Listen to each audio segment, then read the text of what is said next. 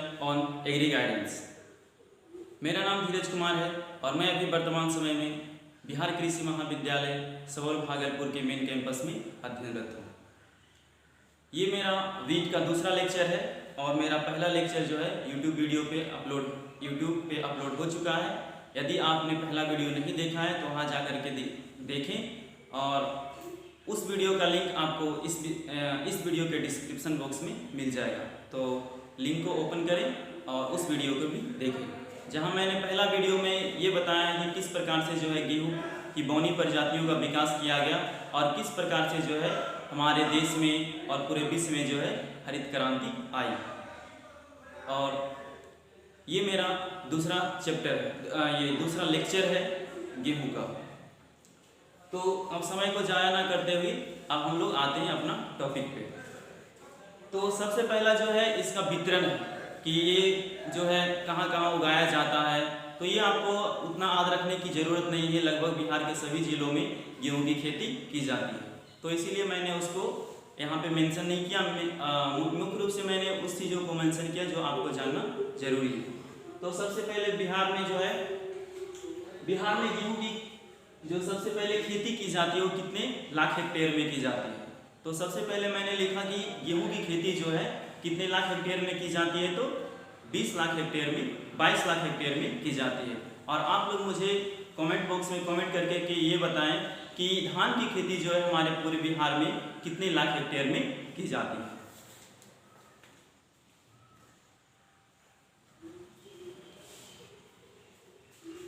तो ये हमारे कितने लाख हेक्टेयर में की जाती है, तो 22 लाख हेक्टेयर पूरे बिहार में जो है गेहूं की खेती 22 लाख हेक्टेयर में की जाती है।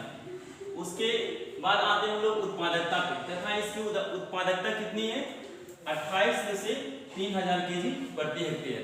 और आप लोग मुझे कमेंट बॉक्स में कमेंट करके ये भी बताएं कि जब हमने राइस चैप्टर 2 पढ़ा रहे थे तो उसमें जो है हमने बताया था कि आपको गेहूं की धान की उत्पादकता जो है कितनी है। यदि आप हमारा धान का लेक्चर नहीं देखें तो धान का लेक्चर का वीडियो भी आपको इस बॉक्स के डिस्क्रिप्शन बॉक्स में मिल जाएगा और वहां जाकर के धान का जितना भी लेक्चर अपलोड हुआ है उसे आप देखें और वहां से नोट्स बनाने का प्रयास करें। प्रयास नहीं करें, आप नोट्स जो है अवश्य बनाएं।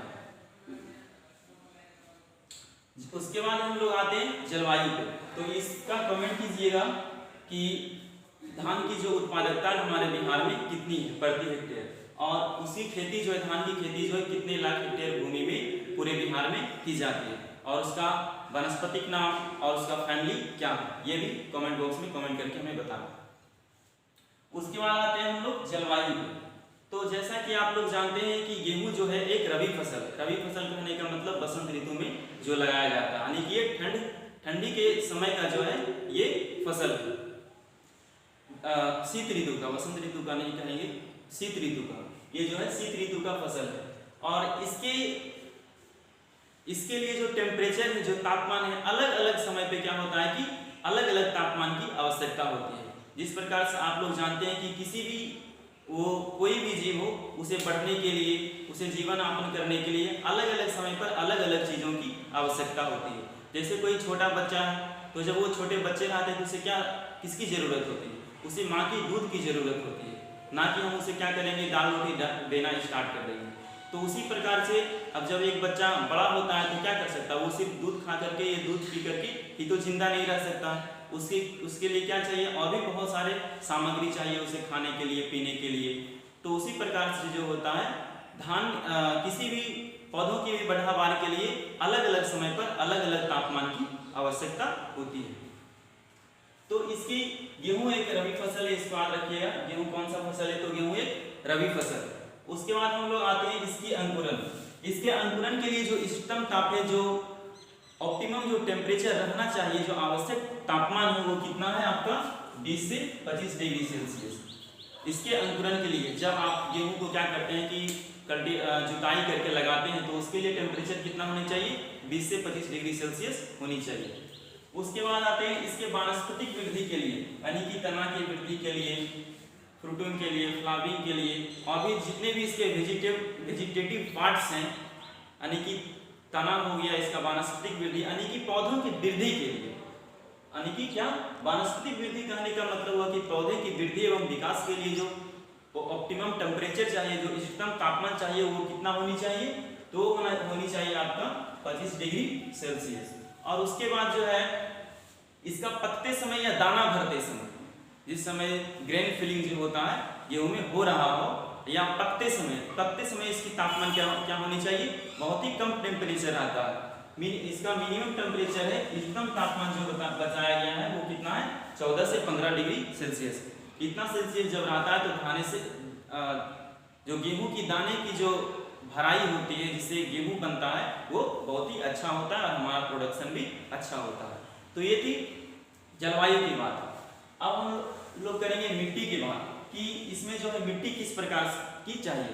तो इसकी जो मिट्टी होती है वो दोमट मिट्टी बहुत ही अच्छी होती है। इसमें जो है गेहूं की उत्पादकता बहुत ही अच्छी होती है, बहुत ही ज़्यादा होती है। प्रोडक्शन यानी कि गेहूं का उत्पादन जो है बहुत ही अच्छा होता है। तो गेहूं की खेती के लिए या गेहूं के उत्पादन के लिए सबसे अच्छी मिट्टी कौन सी होती है, तो दोमट मिट्टी होती है। और इसका पीएच मान कितना होना चाहिए, तो इसका पीएच मान 7 होना चाहिए। इससे थोड़ा बहुत 0.23 इधर उधर हो सकता है, लेकिन ये जो है पीएच इसका जिसका पीएच जो कितना रहता है, उदासीन पीएच में जो होता है गेहूं की पैदावार अच्छी होती है। अम्लीय हो जाएगा या फिर क्षारीय हो जाएगा तो इसके उत्पादकता या और उत्पादन पर क्या होता है, यानी कि बुरा असर पड़ता है, यानी कि घट जाता है इसका उत्पादन। एक बात आता है उत्पादकता, आप लोग जानते होंगे नहीं जानते होंगे, तो हम लोग उत्पादकता पे थोड़ा सा चर्चा कर देते हैं। उत्पादकता क्या होता है कि प्रति हेक्टेयर क्षेत्रफल में हम कितना उत्पादन ले रहे हैं। मान लेते हैं कि किसी व्यक्ति के पास 1 हेक्टेयर जमीन और किसी 2 व्यक्ति है जिसके पास 1-1 हेक्टेयर जमीन है। एक व्यक्ति यहाँ है और एक व्यक्ति यहाँ है जिसके पास दोनों के पास 1-1 हेक्टेयर जमीन है। अब 1 हेक्टेयर जमीन में ये क्या कर रहा है, इसकी जो उत्पादकता है मान लेते हैं कि 2000 केजी। इसकी जो उत्पादकता कितनी है, वो 2000 केजी है। और इसकी जो उत्पादकता है वो कितनी है, 2500 केजी। 2500 केजी प्रति हेक्टेयर। तो उत्पादकता किसकी ज्यादा है, उत्पादकता जो ये 1 हेक्टेयर में 2000 केजी ही ले पा रहा है, और ये 1 हेक्टेयर में कितना ले पा रहा है, इससे 500 केजी अधिक ले पा रहा है। तो उत्पादकता किसका ज्यादा हुआ, उत्पादकता जो है इसका ज्यादा हुआ। उसके बाद थोड़ा सा इसको और इलोबरेट करते हैं, थोड़ा सा और इसको समझाने की कोशिश करते हैं। उसके बाद हम लेते हैं एक पर्सन था एक, जिसके पास कितना था, यानी कि 2 हेक्टेयर जमीन। एक पर्सन था कितना, 2 हेक्टेयर जमीन। और एक दूसरा पर्सन भी था, उसके पास कितना था, इसके पास मानते हैं कि ए पर्सन था, इसके पास 1 हेक्टेयर जमीन था, और एक बी पर्सन था, इसके पास 2 हेक्टेयर जमीन था। अब ये क्या कर पा रहा है कि 1 हेक्टेयर जमीन में कितना उत्पादन ले रहा है, 2000 केजी। 1 हेक्टेयर जमीन में ये कितना ले पा रहा है, 2000 केजी उत्पादन ले रहा है। और इसके पास कितना जमीन है, यानी कि इसके पास 2 हेक्टेयर जमीन है, और ये कितना ले रहा है उत्पादन, 2 हेक्टेयर से 3000 केजी उत्पादन ले रहा है। तो अब बताइए कि प्रोडक्टिविटी किसका ज्यादा होगा।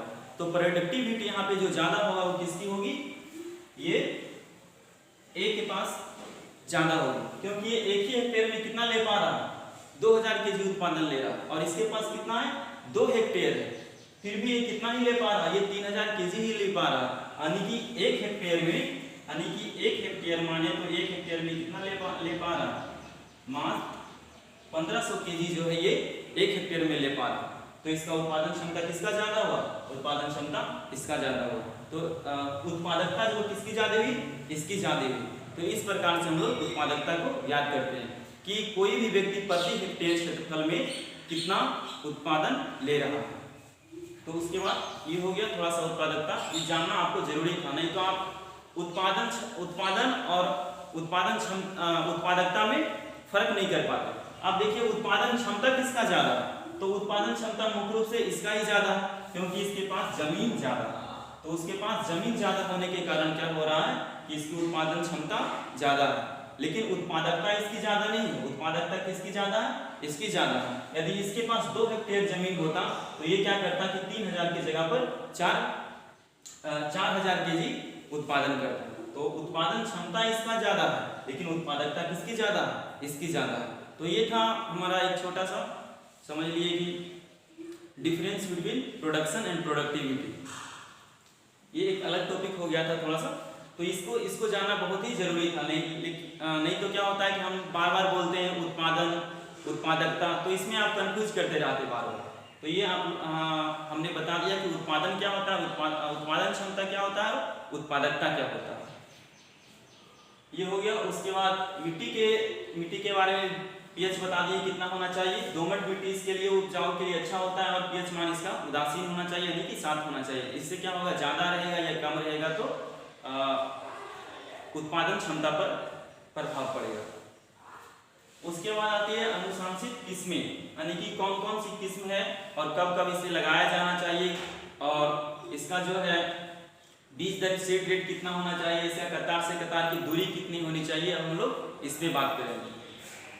तो सबसे पहला परिस्थिति है। परिस्थिति के आधार पर इसे अलग अलग भागों में डिवाइड कर दिया गया है कि कौन सा परिस्थिति में कब कब बुआई करेंगे और कितना उसका सीड रेट होगा, और उसके लिए कौन कौन सा वैरायटी जो है आपके लिए सुटेबल है। तो सबसे पहले है कि असिंचित क्षेत्र में मुख्य रूप से जो है गेहूं के लिए 2 परिस्थितियां होती है।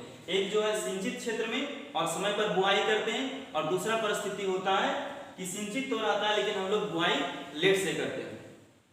और एक होता है कहीं कहीं क्या होता है कि आपको असिंचित क्षेत्रों में भी यानी कि असिंचित में भी इसकी बुआई की जाती है। तो देखेंगे कि जब हमारा असिंचित हो, यानी कि हम उसे सिंचाई, एक भी सिंचाई नहीं देंगे, यानी कि किसी प्रकार से उसमें इरिगेशन पानी नहीं डालना, यानी कि हमारे पास पानी नहीं हो तब उसे कब लगाएंगे। तो असिंचित समय के लिए प्रभेद हमारा कितना होगा, कौन कौन सा प्रभेद है, तो HD 2828, उसके बाद BRW 3722 जो कहाँ से निकाला गया है, सबौर से। ये हमारे कृषि विश्वविद्यालय, बिहार कृषि विश्वविद्यालय सबौर के द्वारा इस वैरायटी को डेवलप किया गया। तो इसको तो आप हमेशा याद रखें। और HD 2828 जो है बहुत ही इंपॉर्टेंट है, महत्वपूर्ण है, इस दोनों के लिए याद रखें। एक जो है HD 2828, उसके बाद BRW 3722 और BRW 3722 को ही क्या कहा जाता है, सबौर निर्जल कहा जाता है। उसके बाद इसका लगाने का समय जो कब है, तो अक्टूबर से लेकर के नवंबर तक। और इसकी बीज दर कितना होगी, तो 125 केजी प्रति हेक्टेयर। और इसकी कतार से कतार की दूरी कितना होगी, तो 20 सेंटीमीटर। उसके बाद हम लोग आते हैं सिंचित, या फिर सिंचित रहेगा और समय पे हम लोग क्या करेंगे, समय पे बुआई भी करेंगे। तो उसके लिए जो वैरायटी जो है वो कौन कौन सी है देखेंगे। HD 2733, उसके बाद है HD 2967, ये बहुत ही 2967 जो है वैरायटी है कुछ ज़्यादा ही महत्वपूर्ण, इसीलिए आप इसको याद रखेंगे। उसके बाद जो सबौर से निकाला गया उसको तो आप याद ही कर लें, अभी ही याद कर लें। सबौर के द्वारा जो निकाला गया, जहाँ भी आपको BRW मिल जाए समझ लीजिए कि वो कहाँ की वैरायटी है, तो सबौर की ही वैरायटी है, सबौर से ही विकसित किया गया इस किस्म को। तो BRW 3708, और इसको हम लोग क्या बोलते हैं, सबौर समृद्धि भी बोलते हैं। और उसके बाद है PBW 343 443। उसके बाद HD वाला आप याद रखते हैं तो और भी बहुत अच्छा होता है, नहीं तो आप HD 2967 को याद रखें, BRW 3708, BRW 3722, ये सबको याद रखें। उसके बाद इसका जो बुआई का समय कब है, 15 नवंबर से लेकर के 30 नवंबर तक है, यानी कि पूरा जो नवंबर होगा उसमें हम क्या कर सकते हैं, सिंचित। और समय हमारे पास इरिगेशन की फैसिलिटी है, हम यदि सिंचाई कर सकते हैं तो हम क्या करेंगे, उसके बाद सिंचित रहेगा और समय से हम लोग क्या करेंगे, बुआई करेंगे। तो और इसकी बीज दर जो होगी कितना होगी, और सीड रेट जो हमारा ये कतार से कतार की दूरी जो होगी कितना होगी, 20 सेंटीमीटर। अब आते हैं हम लोग सिंचित और विलंब से बुआई। तो आपके मन में ये चल रहा होगा कि जब हमारे पास सिंचाई की व्यवस्था है तो हम लोग बुआई विलंब से क्यों करेंगे, हमारे पास सिंचाई, हम जब मन चाहे हम सिंचाई दे सकते हैं, तो हम विलंब से क्यों करेंगे। तो इसमें एक ट्विस्ट ये है कि यदि हमारा धान लगा हुआ है और वो कहाँ है, निचली जमीन में, नीचे जमीन में, जहाँ क्या होता है कि पानी जमा हुआ होता है। तो अब क्या होगा कि जहाँ पे पानी जमा हुआ है, तो पानी जब जमा हुआ है तो वहाँ पे हम क्या कर सकते हैं, धान का हार्वेस्टिंग तो कर नहीं सकते। धान का हार्वेस्टिंग यदि हम लोग ये जन लगा के कर भी लिए, तो मान लिया कि हमारा एक खेत है और जो सबका खेत है हम कर लिए, अपना वाला जो खेत था उसमें जो धान लगा हुआ था उसका कटाई कर लिए, लेकिन और अगल बगल का जो लगा हुआ वो काटेगा, तब तो हम क्या करेंगे कि कुछ भी उसमें ले जा सकते हैं। ऐसे जब हमारा क्या हुआ कि पानी में भी हम कटाई कर लेंगे, उसमें पानी ठहरा हुआ है खेत में, तो हम कैसे उसमें किस प्रकार से जुताई करेंगे, हम लोग जुताई ही नहीं कर सकते।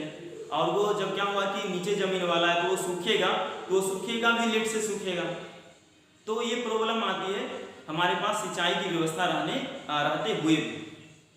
तो इसी कारण क्या होता है कि सिंचाई रहते हुए भी हम लोगों को विलंब से बुआई करनी पड़ती है। उसके बाद जो सिंचित है और विलंब से बुआई, उसमें जो है आपका जो देख रहे हैं कि सीड रेट जो है और ये जो स्पेसिंग जो है थोड़ा सा कम कर दिया गया है। यहाँ 150 केजी इसीलिए लिया गया है कि ताकि हम लोग बुआई जो है विलंब से कर रहे हैं, तो विलंब से बुआई करने के बाद करने में क्या होता है कि कुछ बीजों का अंकुरन जो है सही से हो पाता है, कुछ बीज जो है सही से अंकुरित नहीं हो पाते। तो उसके लिए क्या किया जाता है कि सीड रेट को थोड़ा सा बढ़ा दिया जाता है, ताकि यदि कुछ बीज जो है अंकुरित ना भी हो तो भी हमारा जो प्रोडक्शन है, जो उत्पादन है, उस पर प्रभावित ना हो, उस पर बुरा प्रभाव ना पड़े। उसके बाद आते हैं हमारा ये 18 सेंटीमीटर, इसमें कम क्यों कर दिया गया? अब ये भी जानना जरूरी है कि सब में 20-20 सेंटीमीटर ले रहे हैं, तो इसमें कम क्यों कर दिया गया? इसमें कम इसीलिए कर दिया गया है क्योंकि हमारा जो सीड रेट जो है बढ़ा दिया गया। जब सीड रेट हम क्या करेंगे, जहाँ 125 केजी डाल रहे थे वहाँ 25 केजी बढ़ा दिया गया, तो ऐसे ही आप लोग दिमाग लगाएंगे थोड़ा सा तो पता चलेगा कि जो स्पेसिंग है वो अपने आप ही कम हो जाएगा, क्योंकि सीड हमारे पास ज़्यादा है। और इसकी नज़दीकियाँ जो है इसीलिए बढ़ा दी जाती है ताकि कुछ जो है दाने धूप में सूख जाए या नमी नहीं होने के कारण थोड़ा सा क्या हो, अंकुरित ना हो पाए, या किसी और भी कारण से यदि अंकुरित ना हो पाए तो कम दूरी में रहेगा, तो क्या होगा कि हमारे प्रोडक्शन पे उत्पादन पे बुरा असर नहीं पड़ेगा। तो विलंब से बुआई करने पर हम लोग क्या करते हैं कि सीड रेट को 150 केजी लेते हैं और कतार से कतार की जो दूरी होती है पौधा का वो कितना लेते हैं हम लोग, 18 सेंटीमीटर लेते हैं। और उसके बाद आते हैं हम लोग, इसे लगाया कब जाता है तो 15 दिसंबर से लेकर के 31 दिसंबर तक, यानी कि दिसंबर के दूसरे सप्ताह से हम लोग अंतिम सप्ताह तक इसकी बुआई कर सकते हैं। उसके बाद आता है कि इसमें इसका वैरायटी कौन कौन सा है, इसमें कौन कौन सी प्रजाति लगाई जाती है, तो वे हमारा PBW 373, उसके बाद है BRW। अभी बताएं कि BRW जहां भी आपको मिल जाए तो समझ लीजिए वो कहाँ की वैरायटी है, वो हमारा सबौर का ही वैरायटी है, जिसे सबौर से विकसित किया गया। तो ये हमारा सबौर श्रेष्ठ, BRW को क्या बोलते हैं, सबौर श्रेष्ठ बोलते हैं। BRW सभी जगह लिखा हुआ है, लेकिन कुछ उसमें नंबर दिए हुए हैं, जैसे कि पहला जो असिंचित समय में जिसकी बुआई करेंगे उसमें क्या है, BRW 3722। उसके बाद क्या है, जो सिंचित है और समय से बुआई करेंगे तो उसके लिए क्या, BRW 3708। और यहाँ पे कोई जो है नंबर नहीं दिया गया, यहाँ पे सिर्फ क्या है, BRW। तो BRW इसको हम लोग क्या बोलते हैं, सबौर श्रेष्ठ। और उसके बाद एक है DBW 14। तो इन सब वैरायटियों को आप याद रखें, और हमने आपके लिए हल्का कर दिया है, हम वही यहाँ पे वैरायटी लिखे हैं, जितना भी सारा आपके बुक में वैरायटी लिखा हुआ था उन सारी वैरायटियों को हमने नहीं लिखा है। जो इम्पोर्टेंट वैरायटी है, जो कि यहाँ भी सर के द्वारा रिकमेंडेड किया जाता है, बताया जाता है कि आप इन वैरायटी को याद रखें, हम वही वैरायटी को यहाँ पे लिखे हैं। अन्यथा जो भी और भी वैरायटियाँ हैं उसे हमने इसमें अपने वीडियो में इंक्लूड नहीं किया है। तो इन सब वैरायटियों को आप याद रखें। उसके बाद ये इधर हो गया। अब हम लोग आते हैं कि सस्य क्रियाएं। इसके लिए जो एग्रोनॉमिकल प्रैक्टिस होते हैं, जो सस्य क्रियाएं होती है, वो कौन कौन सी की जाती है, यानी कि पूरी गेहूं को उत्पादन करने के लिए उसमें कौन कौन सी क्रियाएं की जाती है। तो सबसे पहले गेहूं के उत्पादन के लिए हम लोग आते हैं किस पे, भूमि की तैयारी पे। सबसे पहले हम लोग जब भी गेहूं की ये खेती करेंगे तो हमको सबसे पहले क्या करना होगा कि भूमि की तैयारी करना होगा। तो सबसे पहले आते क्या, भूमि की तैयारी। तो पहले के जमाना में क्या कहा जाता था कि जितना हम लोग क्या करेंगे, खेत की जुताई करेंगे, जितना मिट्टी को छोटा से छोटा कर में बांट देंगे, उतना ही क्या होगा कि हमारा गेहूं में उत्पादन अत्यधिक होगा। पहले के लोग क्या होते थे कि गेहूं के उत्पादन करने के लिए खेतों की जुताई बहुत बार करते थे और मृदा को, मिट्टी को पूरे धुर्री की तरह, पूरे गर्दा की तरह वो बना देते थे। और पहले के ज़माना में ऐसा भी माना जाता था कि जब खेत का जो मिट्टी हो मैदा के जैसा हो, तब जाकर के क्या होता है कि हमारा गेहूं का उत्पादन क्षमता जो है वो बढ़ जाता है। और पहले के लोग क्या करते थे कि मिट्टी पे जो होता है वो घड़ा गिरा करके भी देखते थे, यदि नहीं फूटा तब क्या होता था, तब क्या मानते थे कि हाँ ये जो मिट्टी है वो कल्टीवेशन के लिए, गेहूं की खेती के लिए बहुत ही अच्छा है। लेकिन अब जो है ये सब धारणा जो है गलत साबित हो चुका है। ऐसा कोई भी बात नहीं है कि जिससे हम जितना क्या होगा कल्टीवेट करेंगे मृदा को, उतना ही हमारा ज़्यादा प्रोडक्शन होगा। उससे क्या होता है कहीं ना कहीं और जाकर के हमारा हानि ही होता है। क्या होता है कि जितने भी छोटे छोटे सूक्ष्म जीव होते हैं वो क्या होते हैं कि ऊपर आ जाते हैं और जितने भी हमारे वर्मी कंपोस्ट होते हैं, जैसे कि केचुआ वगैरह हो, वर्मी कंपोस्ट बनाने वाले जो जीव होते हैं जैसे केचुआ हो गया, वो सब ऊपर आकर के ज़्यादा जुताई करने से क्या होता है वो कट जाता है, जिसके कारण हमारा जो है उत्पादन और भी घट जाता है। और उसके बाद क्या होता है कि हमारा जो मृदा का जो स्ट्रक्चर होता है वो भी बिगड़ जाता है। आप एक बार जब इरिगेशन करेंगे तो क्या होगा कि मिट्टी जो है पूरी तरीक़ा से बैठ जाएगा और फिर जब उसमें क्या करेंगे, फिर से इरिगेशन करेंगे दूसरा बार, तो उतना जो है वो पानी को सोख नहीं पाया, वो सोखने में एलिजिबल नहीं होगा। तो ये सब धारणा अब क्या कर दी गई, नकार दी गई। अब हमारा जो है अब क्या बढ़ रहा है, धीरे धीरे चर्चा में आ रहा है हमारा जीरो टिलेज मशीन, जिसमें क्या होता है, इसमें हम लोग क्या करते हैं कि जब खेत की जब हमारा धान की कटाई होती है तो उसमें बिना जुताई किए हुए हम लोग क्या करते हैं कि जीरो टिलेज मशीन से उसमें क्या करते हैं, गेहूं को लगा दिया जाता है और उसमें खरपतवार को नष्ट करने के लिए कुछ केमिकल्स वगैरह भी डाल दिए जाते हैं। तो हम लोग इसके ऊपर बाद में भी बात करेंगे कि कौन कौन सा विधि है ये गेहूं को लगाने की। तो अब क्या किया गया है कि ज़्यादा बार जुताई नहीं करके सिर्फ 2-3 बार जुताई करते हैं और पाटा चला देते हैं। पाटा खाने का मतलब वो चौकी लगा देते हैं ताकि हमारा मिट्टी जो है समतल हो जाए और जो भी हमारा गेहूं है वो आसानी से ढक जाए मृदा के अंदर, ताकि वो सही से अंकुरन दे सके। तो 2-3 बार जुताई करके क्या कर दिया जाता है, पाटा लगा दिया जाता है। उसके बाद क्या होता है, या फिर क्या हम लोग करते हैं गेहूं की खेती के लिए खेत को 2 से 3 बार जुताई करके पाटा लगा दिया जाता है, या धान की कटाई के तुरंत बाद, धान की कटाई के बाद हम लोग क्या करते हैं, यदि खेत जुताई के लायक है तो उसमें जितना जुताई के लिए नमी होना चाहिए उतना है तो हम लोग क्या करते हैं कि खेत को जुताई करके खेत को जीरो टिलेज मशीन से हम लोग क्या करते हैं, लगा देते हैं। अत्यधिक नमी रहने पर हम लोग जीरो टिलेज का यूज नहीं करते। तो धान की कटाई के बाद खेत की बिना जुताई किए हुए शून्य जुताई मशीन, इसको बोलते हैं हम लोग जीरो टिलेज मशीन। इससे क्या करते हैं हम लोग ये गेहूं की बुआई कर देते हैं, गेहूं लगा दिया जाता है। उसके बाद ये तो आपका गलत था, इसको मिटा देते हैं। तो आप लोग हम आशा करते हैं कि आपको प्रोडक्शन और प्रोडक्टिविटी में क्या अंतर है ये आपको समझ में आ गया हो।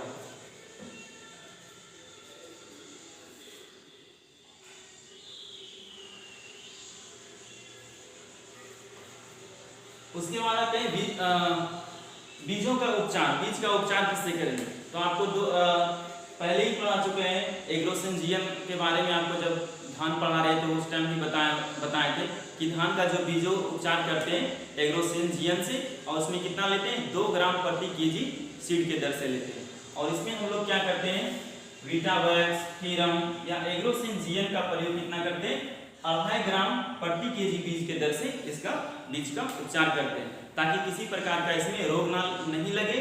और इससे क्या होता है कि गेहूं का जो अंकुरन होता है वो भी अच्छा होता है। तो ये हो गया आपका बीजोपचार। उसके बाद आते हैं हम लोग पंक्ति से पंक्ति की दूरी कितनी होनी चाहिए, तथा गेहूं के जो हम दाना लगाते हैं वो उसकी गहराई कितनी होनी चाहिए। तो पंक्ति से पंक्ति की बीज की दूरी यदि हम समय पर बुआई कर रहे हैं तो उसकी बीज की दूरी कितना होनी चाहिए, 20 से 22.5 सेंटीमीटर। हमने यहाँ भी मेंशन किया है कि कतार से कतार की दूरी या पंक्ति से पंक्ति की दूरी कितनी होनी चाहिए। तो यदि हमारा समय पर हम लोग बुआई कर रहे हैं और सिंचित अवस्था में तो हम लोग कितना लगाते हैं, 20 से 22.5 सेंटीमीटर ये हमारा ऑप्टिमम होता है, अच्छा होता है। उसके बाद यदि विलंब से बुआई कर रहे हैं तो हम लोग क्या करते हैं कि उसका जो कतार से कतार या पंक्ति से पंक्ति की दूरी है उसको कम कर देते हैं, ताकि कुछ क्या होगा, कुछ बीज अंकुरित होगा, कुछ नहीं अंकुरित होगा, तो हमारा जो प्रोडक्शन है वो उस पर ज़्यादा प्रभाव नहीं पड़े। इसके लिए हम लोग क्या करते हैं 15 से 20 सेंटीमीटर कर देते हैं। ये आपको बताए थे कि 18 सेंटीमीटर जो होता है हमारा ऑप्टिमम होता है। उसके बाद हमारा क्या है यहाँ पे गहराई, तो इसकी गहराई हम लोग क्या करते हैं 4 से 5 सेंटीमीटर गहराई रखते हैं। 4 से 5 सेंटीमीटर से यदि आप ज़्यादा गहराई पे डालेंगे तो क्या होगा कि इसके अंकुरन में लेट होगा और उसके बाद आपका बाली आने में भी देरी होगा।